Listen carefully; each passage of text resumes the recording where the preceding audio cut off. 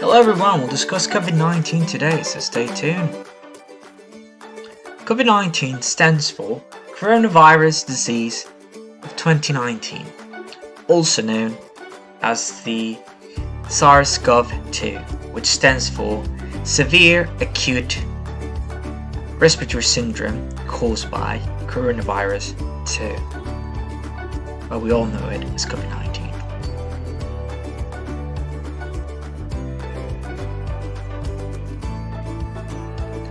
Now, for us to understand coronavirus, we can classify the presentation in two types. On one hand, we'll have the asymptomatic cases, and on the other hand, the symptomatic cases, which are the ones we're going to deal with. Now, we can classify the presentation as a mild presentation, severe, critical.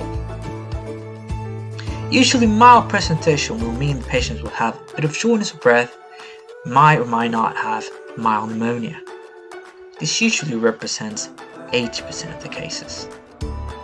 On the other hand, severe presentation will mean that this patient is presenting with dyspnea, hypoxia, and more than 50% affectation of the lung in the first 24-48 hours, and you'll be able to see in the chest x-ray.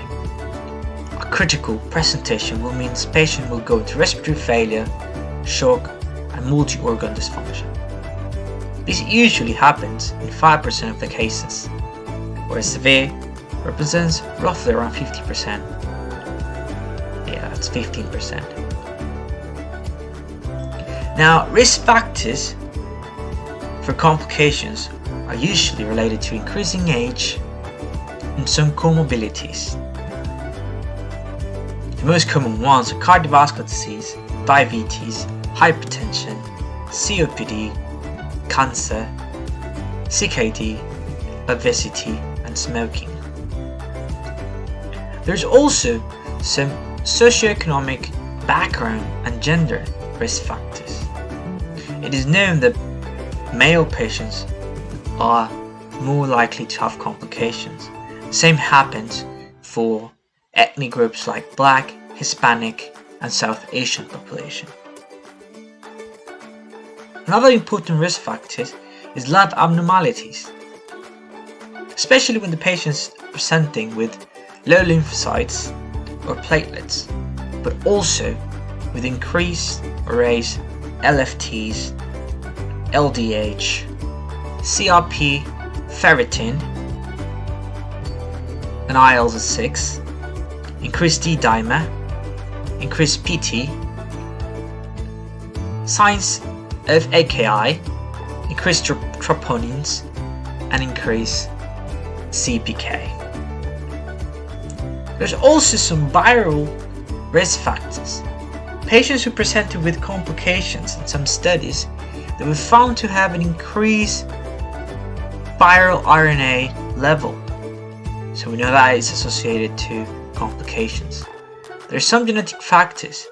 Some genes coding for the ABO blood group has been associated with respiratory failure in COVID-19. Now, all these risk factors, could they be modified? Not all of them, but some of them they can. So it's important for us to encourage our patients and the population in general to try to avoid certain things. Now, there are some clinical manifestations that we can find. Now, before we go into that, let's look at the incubation period of the virus. It's usually between 4 and 14 days. It's quite a long period. However, most patients will present with symptoms by day 4 or 5.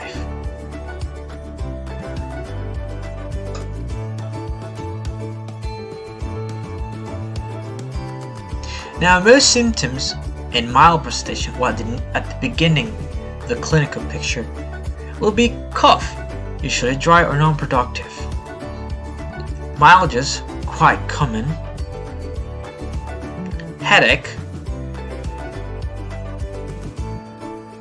diarrhea, a sore throat, some taste and smell abnormalities, and in some cases, fever. Now, if you have COVID-19, you need to know what it causes to your lungs, why it becomes such a complex thing to treat. So, it usually produces an inflammation of the alveolar capillary membrane. Basically, this is the space between the alveoli and the capillaries. Now, usually this membrane is quite thin, but COVID-19 causes an inflammatory reaction that causes this distance between the alveoli and the capillaries to be increased, making CO2 and O2 exchange to be more difficult.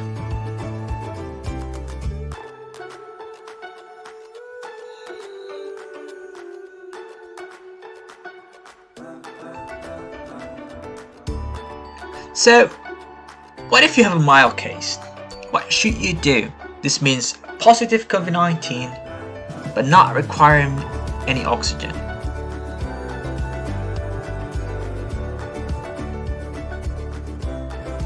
Now, the first thing you should do, you need to self-isolate. The time can vary from country to country. You should do symptomatic management. This means something for the fever and something for the myalgias. So, we recommend paracetamol as the first line. Self-pruning can be recommended if you are coughing a lot or you have mild shortness of breath. Also, you can use some cough syrups.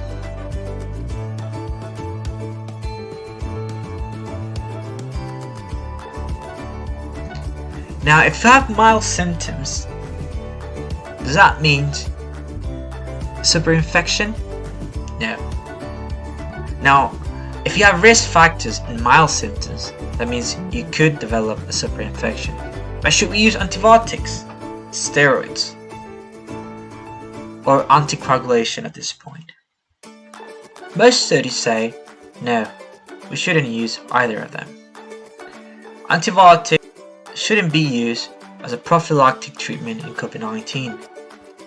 Most studies show that the use of steroids before the need of oxygen to cause more harm than benefit. Anticoagulation, on the other hand, should only be used when there is a severe presentation of COVID-19, and all these medications, steroids and anticoagulation, should be used as an inpatient, never the outpatient setting. Now, if all patient is positive with COVID-19 and is also having oxygen requirements, this means saturation less than 94. Remember, if you have a COPD patient, this will be different. So always check the baseline saturations. Now, this patient should be managed in a hospital, and we should run some investigations. Do some general bloods like FBC, biochemistry, and CRP, and a chest X-ray to start off. Might need some other investigations depending on the background of the patient. Remember, this usually represents 14 to 15% of the cases, where junior doctors and physician associates will be involved. If we are suspecting an infection, we should treat as CAP, community-acquired pneumonia, and the choice of antibiotics should be based on local policies. So always check local trust guidelines. We should use steroids for 10 days and anticoagulation therapy, because COVID-19 has been related to a prothrombotic state. So we can use prophylactic dose. This might be different in different trusts, so always check your local policies. You give O2 where required and regular medications, unless there's an interaction or a contraindication. Now, as part of our management plan, we should think about our escalation plan. This basically means that we should know whether a patient is for full escalation or not. This could mean that our patient is for non-invasive ventilation, basic ventilation, which means ITU, So we should have an early discussion with our colleagues, senior colleagues, and also the patient. We need to take into consideration their wishes. So an early discussion about the NA-CPR when appropriate should take place. Also, I would consider ward level care or possibly end-of-life care. If we do some investigations, like I said before, we're going to do some bloods, we're also going to see where we will see raised inflammatory and infectious markers, and if we do a chest x-ray, be able to see typical peripheral infiltrates. Now, if you're COVID positive and you have mild symptoms and you get a chest x-ray, you think it will be normal or abnormal. Chances are, it might be abnormal. Remember when I told you before, COVID-19 causes an inflammation, causing pneumonitis. Remember when I used the really fancy bits? Well, this doesn't necessarily mean you have pneumonia, it just means you have an inflammation in your lungs. Now, how do we treat comorbidities? We should always treat and support as appropriate. There are some common presentations where we have a patient with diabetes and they're usually on steroids, which means they might have deranged glucose. So they might go into hyperglycemia at any point.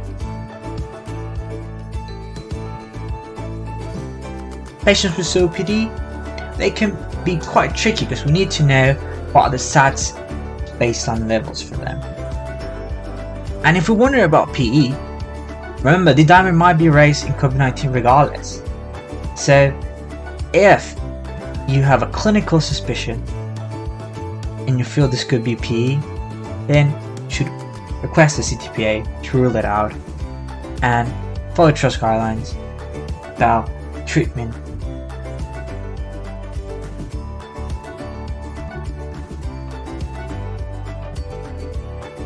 Antibiotics in pneumonia and COVID-19 should be used, but if it's COVID-19 alone, there's no need for antibiotics.